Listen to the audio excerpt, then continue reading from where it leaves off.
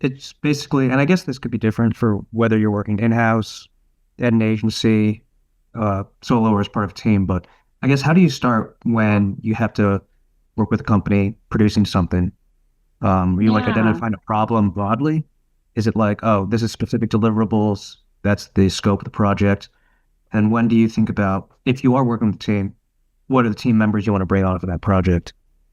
Yeah, that's a great question, Ben. Thanks for asking. I would say it depends on the situation. So for us at O3, sometimes people come to us and they have a pretty well-baked idea about the problem that they're trying to solve. Or if they don't, they might come and say, like, we're experiencing this with one of our products, with a digital product, with a page, or with a thing. And so sometimes they have a general idea about what it is that they're trying to solve.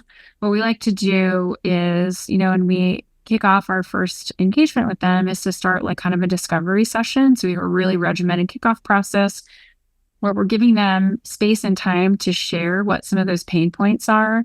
And we're bringing in people from across an organization who are bringing in, multiple points of view on what that problem might be.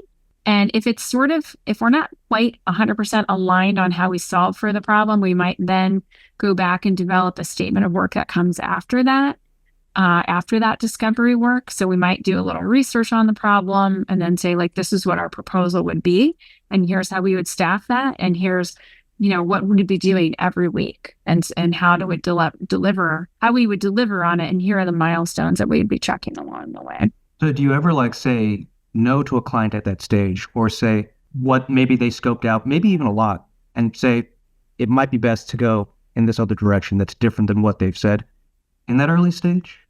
Yeah. So usually we try to have that conversation before we even get to that meeting, where we're like, okay, let's dig in and have a discovery session where we Mm-hmm. can really make sure that we understand this problem. And then we can give you a more thoughtful and informed like estimate of what that scope of work might look like versus just Hmm. throwing something out and hoping that it sticks. So we usually get that buy-in before we get too far along. And oftentimes they're open to having those conversations. It's a great question.